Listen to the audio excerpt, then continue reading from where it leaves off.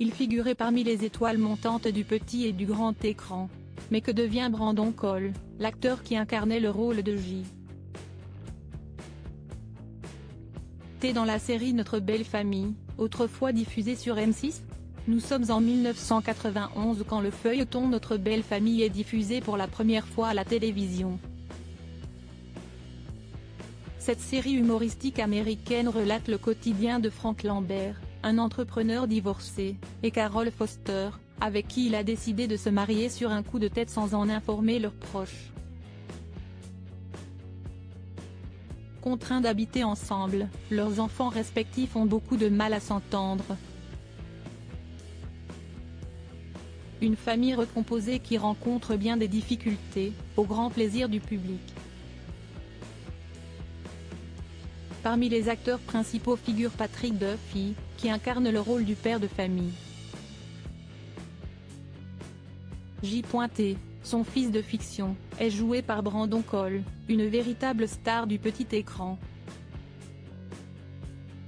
Âgé de 15 ans lors de sa première apparition au sein du feuilleton, ce dernier n'était pas à sa première expérience sur un plateau de tournage puisque sa carrière a commencé à l'âge de 8 ans, dans la série Simon et Simon. Il a ensuite joué dans Santa Barbara, ainsi que dans Alerte à Malibu. Au fil des années, Brandon Cole a vu sa notoriété grandir et ses projets enchaîner. Néanmoins, sa carrière a subitement pris fin en 1998.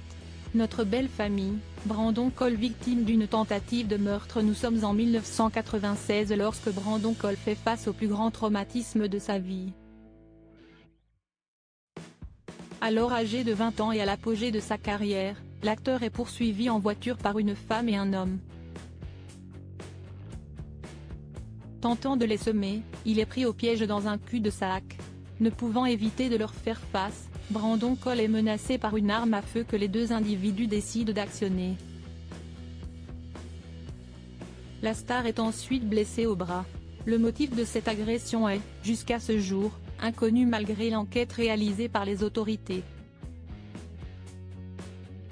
Malgré tout, Brandon Cole parvient à tenir le rôle de J.T jusque 1998, année de l'arrêt de Notre belle famille.